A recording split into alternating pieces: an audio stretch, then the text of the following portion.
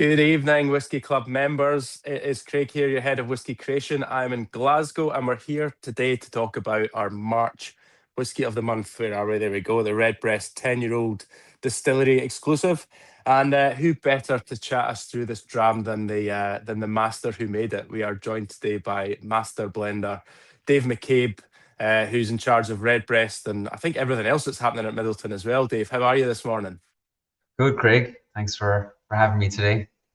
It's our pleasure. Now, I think since we last spoke last time you were on, we looked at the whiskey of the year from 2025, which was the Pedro Jimenez. So we might come back to chat a wee bit about that and basically how that one was put together. But obviously the focus today is the 10-year-old, and it's the first time I think we've done a live stream for our members in New Zealand. So the Kiwis are on board. For everyone that's tuned in, remember, get your questions in. We have a couple of prizes for the best questions for Dave. We've got next month's Whisky of the Month on us for our Australian members. And if you're in New Zealand, you get a chance to get a couple of these incredible crystal cut Glencairn glasses so you can enjoy your next dram with a pal. Where should we start, Dave? How's about Redbreast in general? Give the guys an overview of this incredible single pot still brand. Sure. I'm conscious, as you said, you've some members from New Zealand listening in, and not everyone might have joined our last chat when we were talking about PX. So I could maybe give a small overview on Redbreast, if you like, in terms of history and things. So when you think of Redbreast, it's a style of whiskey that, as a label on a bottle, goes back as far as 1912, but as a style actually goes beyond that as well. It's classified as a single pot still whiskey, which is something I wouldn't say unique to Ireland, but it's definitely something Ireland would be very famous for in terms of what that means. And basically it's to do with your mash bill. So if you think of a single malt, for an example, that's whiskey made with only barley. However, all that barley is malted, and that goes through the distillation and the maturation process then to become a single malt, as long as it's from one distillery. We do something extremely comparable, very similar. It's all barley as well. However, we use a combination of malted and unmalted barley in our mash bill that then goes through the pot still distillation method, then maturation, and finally bottling. And that's a tradition in Ireland that goes back to the 1800s. It used to be known as pure pot still whiskey, but legislation changed to single pot still there, kind of the 2000s. And single again means it's from one single distillery. But why we do it historically, it was actually to do with kind of a cost-saving incentive when there was a tax put on malt. The government knew at the time that to make alcohol, you have to convert sugar into alcohol, and to get sugar, you have to malt your cereal in the first place. So they said, well, let's put a tax on malted cereal as a kind of a gain for the government. But the Irish, being Irish, said, how do we avoid paying tax without maybe breaking the law necessarily? So it just naturally came about that the inclusion of this unmalted, kind of essentially tax-free cereal entered the mash bill. But that tax was quickly dropped afterwards, but distilleries actually maintained that inclusion, and we still do today. And what we find, I suppose, from a flavor point of view, is the unmalted barley helps to add what we define as like a creamy, mouth-coating texture to the whiskey, with maybe a little additional spice at the same time, which we refer to as pot still spices. So, you know, when it comes to Redbreast, that's what it's made from, is a mash of malted and unmalted barley. It goes through copper pot still distillation. And then when it comes to aging, for the entire Redbreast range, the core 2 barrels would be ex-bourbon and Oloroso sherry. And I think Redbreast is probably famously known for its influence of that sherry cask contribution. It's very important to maintain the sweetness that you get and the toasted oak character from the American oak, which I think is the building block in all the Redbreast range. But it's that Oloroso sherry cask that when you use it, think of like dried fruits, kind of fig, dates, prune, sultana, Think of nuttiness like maybe marzipan, almond, that type of character. And then people, would generally kind of combine those elements together to classify it as like a Christmas cake type of character. But then depending on which style of Redbreast you're making, do you emphasize that sherry like in a Redbreast 18 where you introduce cream sherry? Do you actually peel back the oak contribution in the first place with something like Redbreast 15? Do you add port casks to Redbreast 27 or PX as you and the members well know last year as well? So you're always maintaining that bourbon and sherry character in all the Redbreast range, but how you play with the ages, the additional kind of wine casks in particular, or European oak casks, and the distillate types as well. So just to think about the malted and the unmalted barley side of things, the ratios for Redbreast never changes. It's really you want to keep that base consistent. Is that right? And then you're playing about with the cask types on top. Exactly. And when you think of Midleton Distillery, we do produce other offerings as well, like Powers, Jameson, the Spot range, Method and Mana. So anything that's pot still whiskey in the bottle generally starts off with the same mash bill of malted, unmalted barley.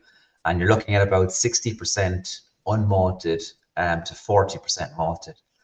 But it's how you distill it then is where it differs for each offering, because we actually create 3 styles of distillate during that pot still distillation. We just internally refer to them as light, medium, and heavy. And that's not to say the light is a watered down version or anything like that. What we're referring to is maybe the character of the cereal versus maybe the fruits that you'd get. So for example, the medium style distillate, we would consider that having very much like a green apple, sweet pear, orchard fruit type of character before the aging happens. Here I'm talking, as well as like a clove spice. When we look at the light style, for me, that's a little bit more cereal driven, but then the fruits are a bit kind of lighter, zesty, kind of citrus. And then the heavy style is where you have a distillate that's quite robust, oily, even herbal to a degree as well. So depending on which offering we're making, for example, the Spot range is all the medium style, but then goes into its respective casks for aging to create the different Spot ranges. When you think of Powers, it's just the light style for John's Lane, for example. And then when you think of Redbreast, for the majority of the range, it's the light and the medium style combined, put into their, well, not combined at the start, but in their respective casks and combined at the end. But then with Redbreast 21 and 27, and in the case of what we're going to look at here, we start introducing that heavier style of pot still. So we keep mash bill the same pretty much. It's just how we tinker with the pots that we direct the flavor to 3 different styles. But then with the brands, the permutations then change, because you're trying to create diversity in flavor, even though we're one single distillery at the same time. But we were an amalgamation of 3 distilleries back in the 60s. So I would like to think that maybe when that amalgamation happened between the Powers Distillery, the Jameson Distillery, and Cork Distilleries Company, that maybe it was agreed to maintain creating 3 different distillates rather than just agreeing to make one style from one of those houses when they joined. So it makes us quite complex, but it gives us a great palette of colors to paint with then as a result. Fantastic. I saw a question about the type of still. So obviously you mentioned the pot still there and the traditional pot still side of things. In terms of Midleton, I believe it's quite a big pot still you guys are using, isn't it? So it's all about how the distillers are taking those cuts that determines that weight. Is that correct? It is, yeah. These pot stills are actually the largest working pot stills out there, I believe, still, unless someone has trumped us in the more recent years. But they're made in Scotland, 4 sites, brought over. But it's, as you said, exactly, Craig, it's how the distillers manage, say, the duration of the distillation, the temperature, the cuts, but also the recycling of those cuts as well. all help determine what style they're producing at that point in time. So we kind of do a lot of things in what we refer to as campaigns. So throughout the year, there's weeks dedicated throughout the year to running light pot, medium, or heavy, along with shutdown pretty much every July. Sometimes we do a shutdown earlier in the year as well. But what would happen from a blending point of view is you're managing your forecasts and your future demands. So we would work a lot with the finance team who get all their information from the different markets around the world. And they would say what way Jameson's growing, what way Redbreast is growing, spots, so on.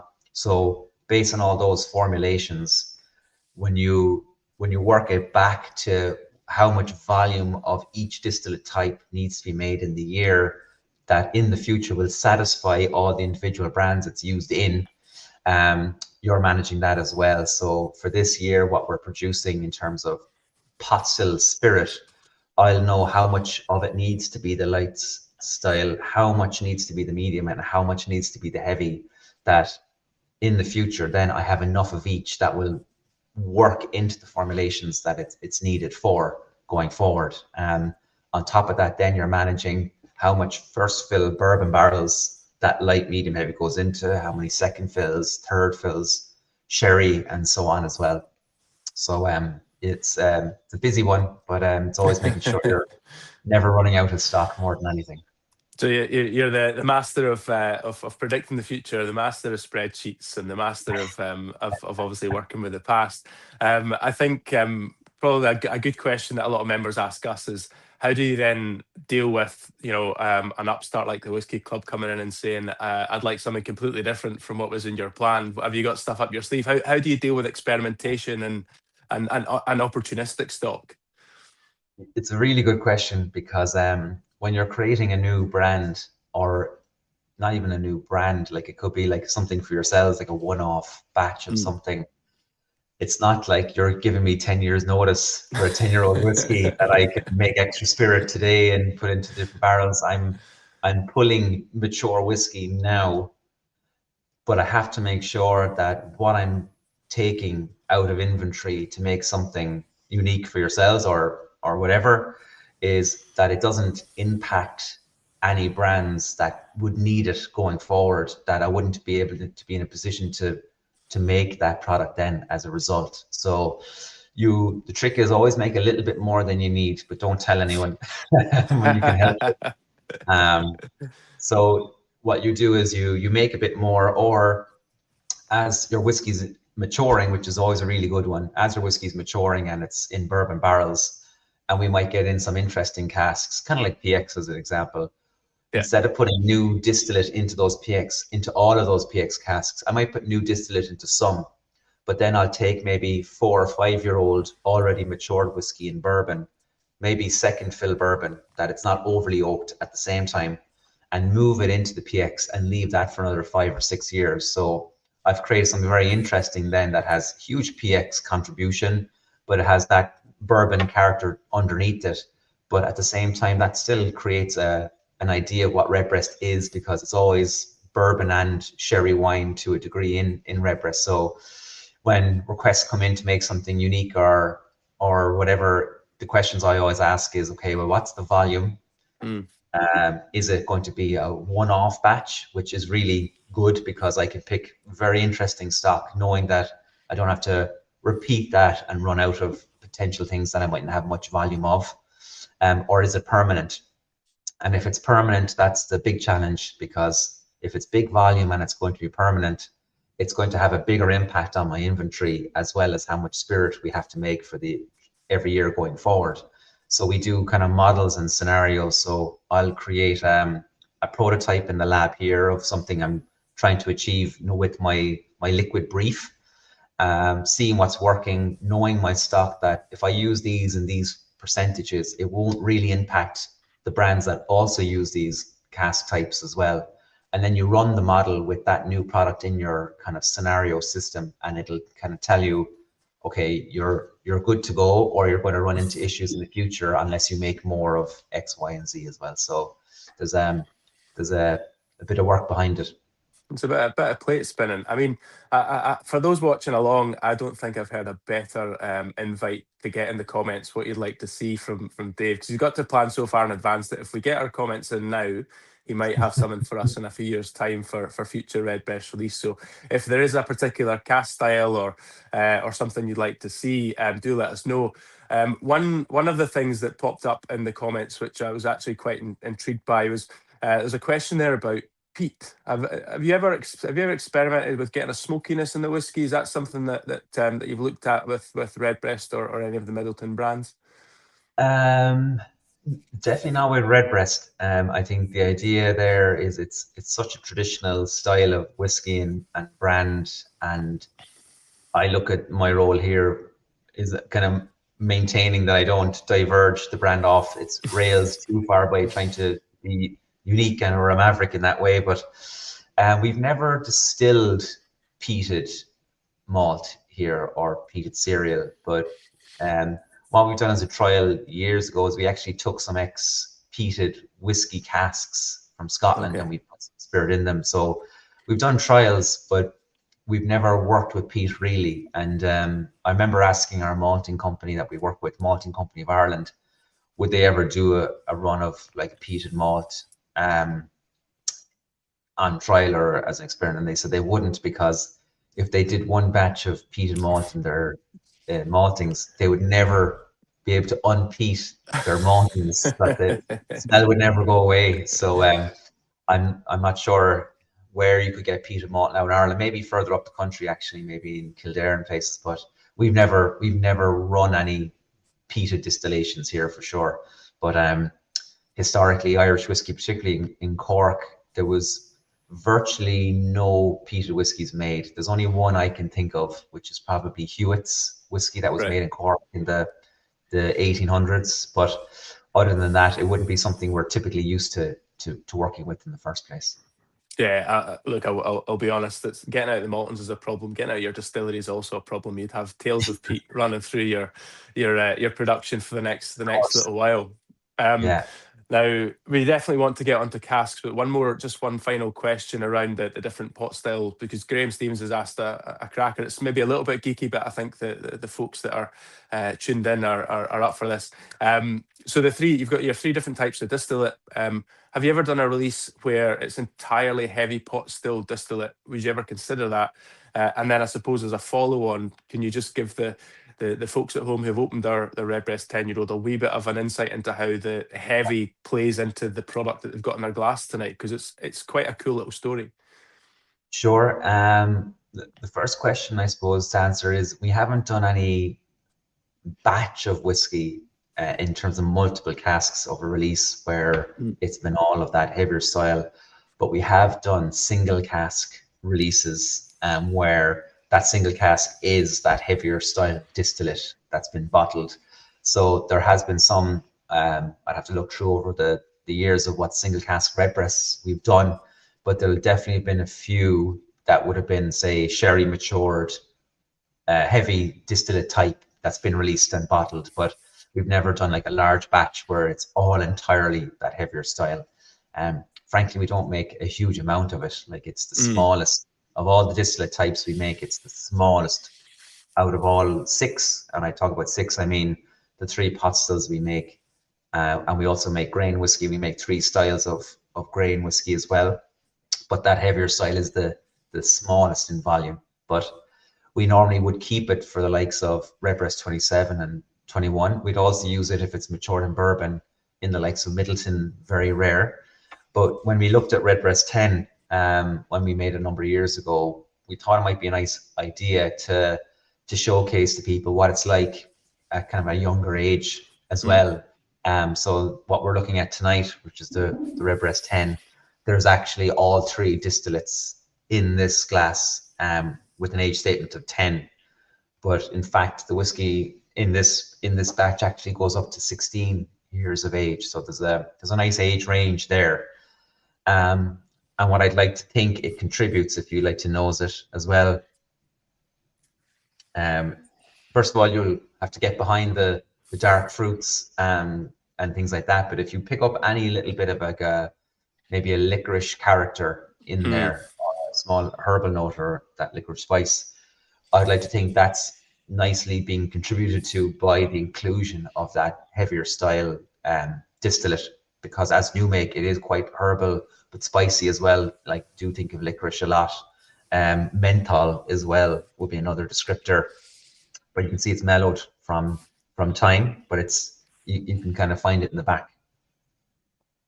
It's carrying this beautiful, even on the nose, this beautiful oiliness. And I think Yeah. for me, the inclusion of the heavy compared to other Redbreasts I've had in the past, you know, you get this, it's almost like a back palate weight, which is just gorgeous at this age. It just sort of almost becomes the, what we're trying to say, the sort of foundation for everything else to jump off. And to that point, even as it gets older, it still maintains this really vibrant character that it can kind of hold up against oak quite well. Probably due to its oily nature, as you say, that it maintains this level of vibrancy even as it gets into its kind of 20s and 30-year age mark. But what's interesting, I suppose, with the Redbreast 10, just to make things more complex again, we're using 3 distillate types. Yeah. But we're actually using 4 cask types, if you will. And you could argue we're actually even using more again, but the 4 cask types to look at would be your bourbon barrels, which are ex-bourbon from the States. You then have your Oloroso sherry. These casks, to just go into a bit of detail on them, they're made specifically for us. So we don't tend to buy wine casks on any type of open market or through agencies that kind of come to us that there's distiller or bodegas closing down or shifting out casks from their Solera. And what we actually do is we go directly to the cooperages in Spain. We work with one in particular, Antonio Paez or Paez Labato. And what they do is they make the casks specifically for us using European oak. And then they have a bodega as well. And what they do is they'll season our casks with Oloroso, or they'll send some of those casks to Lustau for seasoning as well. The typical aging of the seasoning is a minimum 2 years. We do get some casks we like to get seasoned a little bit older sometimes, but 2 is the minimum. And when they come back, we then fill them. And what's very important there, I suppose, is the fact that the cask was essentially new when it was made for us and then seasoned for just 2 years. We're trying to achieve flavor not only from the seasoning process of that Oloroso wine, but we're also still looking for a nice, good oak contribution at the same time. So it's kind of like a double entry point of flavor, not only from the wine, but from the wine and the oak. So those are the Oloroso casks that come in. So we're using some of those in the case of this Redbreast 10. We're also using some of those casks that are made in the Labato cooperage that actually don't go for seasoning then at all. So these are, again, 500-liter European oak butts, but they haven't been seasoned with Oloroso. So we call them virgin sherry casks. And then the final whiskey we're using here is a small element. It's the smaller of the inclusion of all the casks, but some PX as well.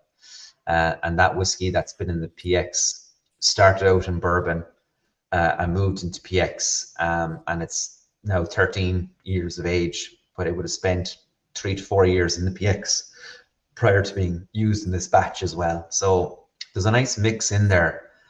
So think of your 3 distillates, think of 4 casks, very much trying to dial up that fortified wine cask inclusion, but also European oak, but maintaining a very good contribution from those American bourbon casks at the same time. So in terms of flavor, think of those dark berry fruits, a little bit of citrus zest.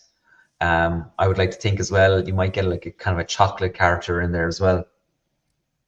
Even a little bit of hazelnut, small bit of nutmeg as well. So, and behind that, as I mentioned earlier, a little hint of licorice, which could be a nod to the traditional style that's in there as well. Yeah, loads and loads going on. You've definitely started a bit of a bun fight in the chat. We've got some people who love the PX better than this. Some people who think this is superior. I think, and there was a referee in there as well. I think it was Matthew who said he loved both equally. So everyone's happy. That's From me. Absolutely. I think from my side and from those that have two bottles side by side, you will find things that you loved in the PX in here, but you've obviously built around them with your other cast types. So, in terms of the inspiration for putting that together, like what's your thought process in terms of bringing in different cast types to almost fill gaps in the flavor profile? Do you have an end profile where you think, I'd love it if the members, could capture this flavor and this is how I'm going to do it? Or is it a case of I've got this stock available, I'll put it together and I'll tweak it to get to where I want? How does that thought process work for you? Yeah, it's a very interesting question because again, if you bring it right back to the start of making this, the idea was that this was like going to be a small volume offering that we do every year, maybe make just one batch of it Mm, as an exclusive that it needs to be obviously very much carry Redbreast flavor, but if it's something small, not widely available, but if you get your hands on it, that it has big punchy flavor, it's kind of like worth traveling to get it, if you know what I mean, for something of a 10-year age expression. mm, So that was in my mind anyway, that if someone's coming to Midleton and they can get something that isn't really available in any other shop kind of in the world, and when they open it and even just smelling it, even from the bottle or the minute they pour it, that they go, wow, there's big flavor in here. There's a lot going on.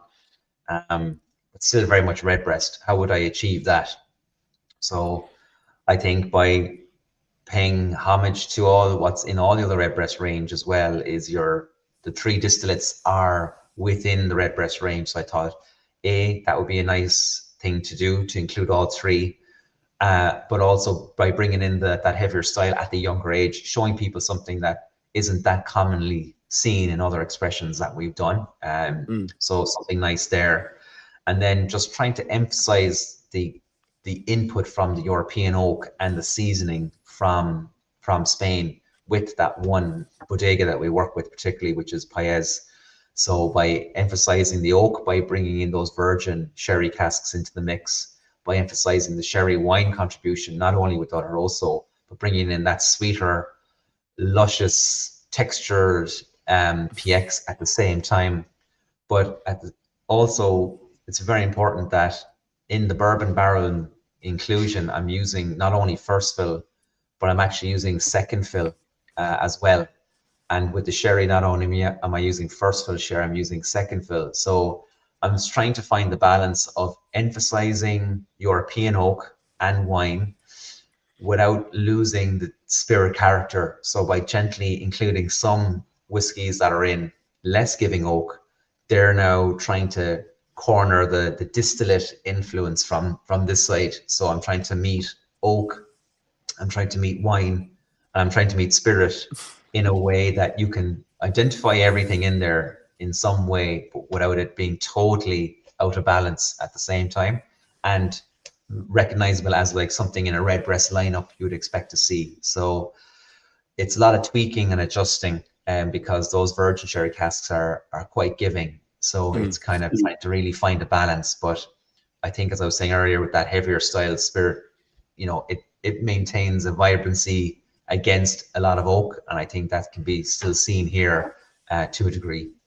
Yeah. Oh, I mean, in terms of balance, it's fantastic. I think to your point, it's Redbreast through and through, and you can tell, as I say, it's part of that lineup. And for anyone who's tried any of the other Iberian cask releases, it definitely fits. There's a question that just popped up on the screen there. Tell us a little bit about the actual Robin Redbreast on the label. Where did that come from? And the question goes on to ask about conservation efforts with the brand. Can you give us a wee bit of a background on that side of things? Yeah, the Redbreast is a funny one. There's two real stories you could talk about here, and again, I mentioned at the start that the first appearance of Redbreast on a label goes back to 1912, and it wasn't always made or owned by Irish distillers back then. What was very common in Irish whiskey, particularly probably in Scotland as well, Craig, you can attest to, but it was a lot of wine merchants had their own whiskey labels essentially, and what was happening would be a wine merchant like W.A. Gilby, which was the original Redbreast founders. They were in the business of buying in wine from Spain and other places, Portugal and what have you, fortified wine, a lot of it. But back then, the wine came in the barrel. So what would happen is you were selling wine directly from the cask into jugs for people or old bottles. So it was a very natural, I suppose, follow on from that these wine casks would then be sent to a distillery like the Jameson Distillery in Bow Street and be filled with spirit and go back to that merchant, and they'd age it and then release their own whiskey under their own label. And that's how Redbreast began. So with Gilby's, they created this Castle Grand liqueur Irish whiskey and what have you.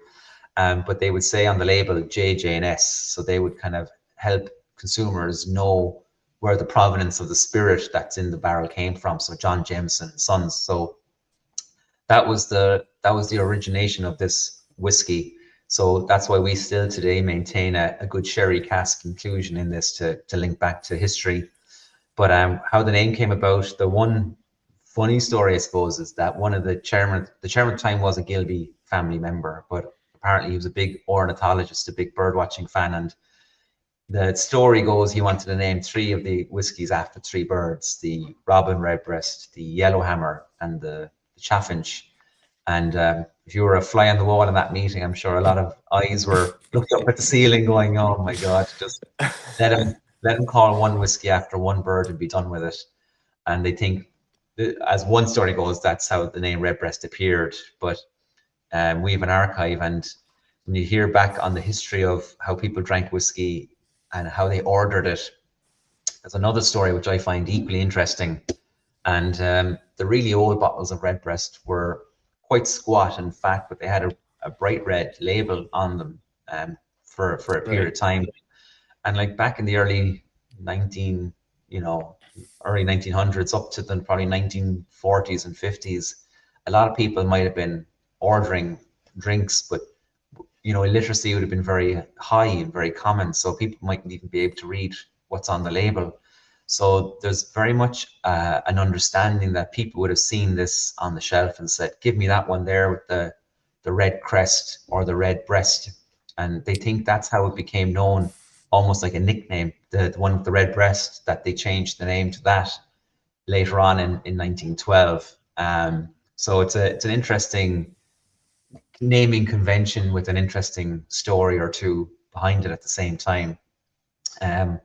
But we would do a lot of work on oak sustainability projects here as well. And if you're familiar with the American releases that we've done for Redbreast, we've done 2 in particular that focus on American oak predominantly.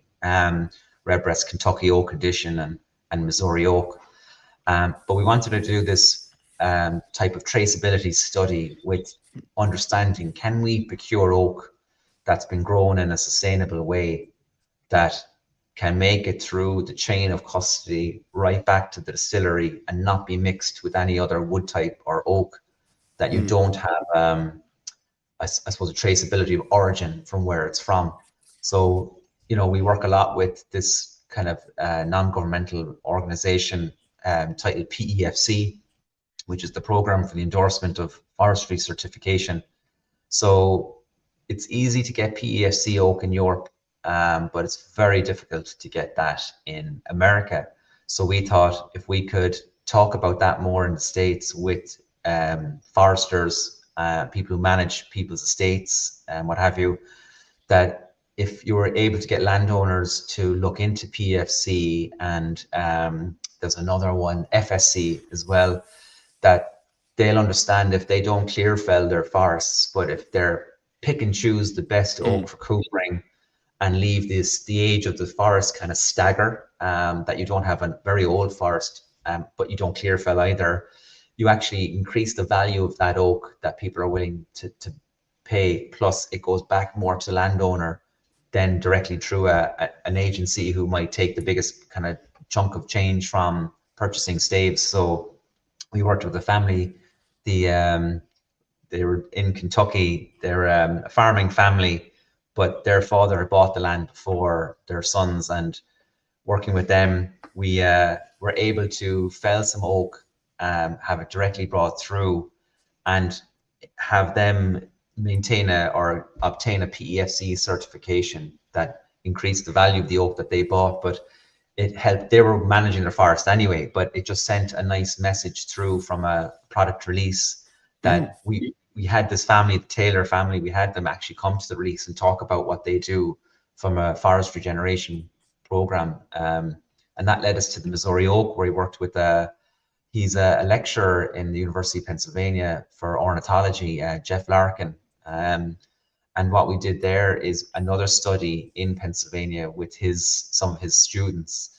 And we focused on one bird species in particular called the warbler, and the blue cerulean warbler. And the idea there is that those birds actually look for kind of staggered aged forests for nesting, that they look for some young oak, but they need to be surrounded by old oak at the same time. It's quite interesting. So by going into managed forests where you are, again, selectively harvesting rather than clear felling, it just showed that you're getting the best coopering oak for the best value, but it's benefiting migratory birds that come up from the likes of South America, need somewhere to land, nest and move on again in shade, but with staggered growth forests. So, I think the world of whiskey, you learn so much more outside of whiskey when you work on projects like this, that I couldn't tell you anything about the blue cerulean warbler before working on a Redbreast whiskey. So we do conservation studies. I won't say we're trying to be all holy and mighty by greenwashing what we do, but if we can contribute in any way to a study that helps us be able to say our oak is sustainably sourced, it's from these managed forests, from these families, and we've done studies with universities that prove doing this method helps individual species of birds, it just gives us a bit of an overall idea that the world is a very small place and we do impact it in what we do. And I think it's great from a learning point of view as well.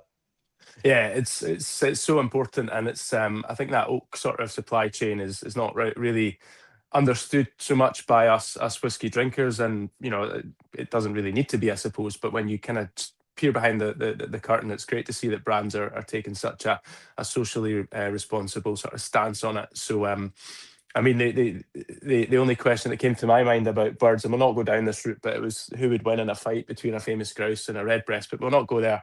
I think if they both teamed up, they could definitely take out a grey goose, though. Well, I was told by he's another bird expert, and his name, ironically, is Niall Hatch. We did a redbreast tasting up in a forest up in the further north of Ireland in Cavan, and we did a bit of a bird excursion at the start, and we were listening, and we heard robins, and we heard wrens, and we heard loads of stuff. But he was like, you think it's lovely hearing all these birds singing, but what they're actually doing is they're trying to claim their own spot of land, telling any other bird, don't cross my path. So it sounds lovely to us, but it's a vicious world out there. He was saying, the robins are definitely up there. So I think they might take a grouse. Fair enough. I'm sure it would be you'd sell tickets somewhere on the internet. Now I'm conscious of time. There's a couple of other questions I think we'll just round off on. First one, Philip, and I think there was someone else further up the stream, say they're coming over to Ireland. Is Midleton open for tours and tastings? All I'll say from my side, Philip, is get in touch with the member experience team, and we'll see if we can sort something out as a Whiskey Club member. But Dave, what's the experience like for someone that lands at Midleton for the first time? Sure. We're essentially two distilleries on the one site. One is an operational, and one is kind of like our old mothball distillery, if you will, and that's been converted into this really amazingly cool distillery experience known as the Midleton Distillery Experience. And that was a distillery that was up and running from 1825 up till 1975. So if you visit the distillery experience, you'll be able to do a tour there, see the the whiskey making process, but it's not an active distillery. But you will see the largest pot still in the world through that. But they do loads of different kind of tasting flights. There's a Redbreast, the Bird's Nest, I think it's called, a special Redbreast tasting room. You can do cocktail classes and what have you. But behind the wall then is the main kind of more modern complex. There's no tours there essentially, but I do know right smack in the middle between the two distilleries, we have an Irish Whiskey Academy. So if you're looking for something of a really elevated, nitty gritty, detailed experience, there's elevated kind of knowledgeable tours, if you want to call them that, where I think they might go through the whiskey making process in more detail and bring you into maybe a warehouse or two and into our old cooperage and things like that. So I'm sure if you check out the website, you'll see what kind of offerings there is for what kind of level you're looking for sure. Fantastic. The final question before we reveal who has won in both markets. It was a question that came in quite early, but I want to save it for last. What's the most surprising thing you've learned about Redbreast since stepping into the master blender role that you didn't expect it to happen? I suppose what I didn't expect, like I started in company 2010 and worked with Billy long before my old predecessor, long before I was in blending, because in about 2013, when I was working in the academy back then, he offered to bring me to Spain to meet the coopers and the winemakers. And from there, I just really didn't know the world of sherry, but the people behind it and how that defines particularly Redbreast. And then when you go around the world and making these offerings, that Redbreast has such a huge following when it's something that isn't, in my opinion, as amazingly well marketed and published as the likes of our Jameson, for example, and what have you. But there's a huge understanding out there for Redbreast and a love for it. And I've, met so many people who say how much they love it, but it was their parents or their grandparents who got them on Redbreast, that it's such a legacy thing. And with me and Billy, I felt it was a legacy thing, like a generational handover. And I've been working so long with the Coopers. We're actually joining a call with them later today. They're multi-generational, that I'm working with the kind of level of generation that their parents and grandparents set up the cooperage. So it's really a family thing, Redbreast. Whether you drink it, it's probably from a family recommendation, or it's been in the family the same way. For me, it's always part of my family, that I'm the one responsible for it. But with my blending team here, there's two others. We'll make sure we're going to leave it in the right hands for the next family member to take it over the same way they are in Spain and places. I think for me, it's just the learning of the people and the love for it as well. That's absolutely wonderful. It's such an incredible ecosystem, the whiskey world, and you bring sherry into that, and then obviously oak and everything else, and you've just got this kind of, the world just gets a bit smaller every time you go down another layer. Dave, I'm gonna have to sort of bring things to a close. So our competition winners tonight: John Guest in Australia, you've got next month's whiskey on us, and Mark Lawrence, you've got your pair of crystal glasses in New Zealand. For those of you that are about for some of our events, we've got some in-person events. Brisbane's sold out, but there's a couple of tickets left for Melbourne, 4 for Sydney, and Newcastle's going to be on sale now for April. And the other thing, if you did manage to get one of these and it didn't last, if you're in New Zealand, there are a few bottles left, so reach out to us if you want a second bottle. There's not many. Unfortunately, in Australia, you guys are going to have to go to the distillery to get your next bottle. But as Dave says, they'll make it worth your while in terms of the incredible tours that are available. But yeah, on behalf of myself, everyone at the Whiskey Club, Dave, and all the members that are tuned in and that got a bottle, thanks for last year's Whiskey of the Year. Thanks for giving us access to this distillery exclusive halfway around the world. You have a Redbreast flag definitely firmly planted in Australia and New Zealand now. And yeah, we absolutely cannot wait to see what we do together next. So yeah, I'll let you go on with your day to that incredible blending lab behind you. But as I say, on behalf of all of us, thank you so much for your time. That was a great chat. Yeah, pleasure. Likewise as always. And see you again soon. Excellent. And thanks to everyone tuning in at home. We will see you next time. Thank you very much.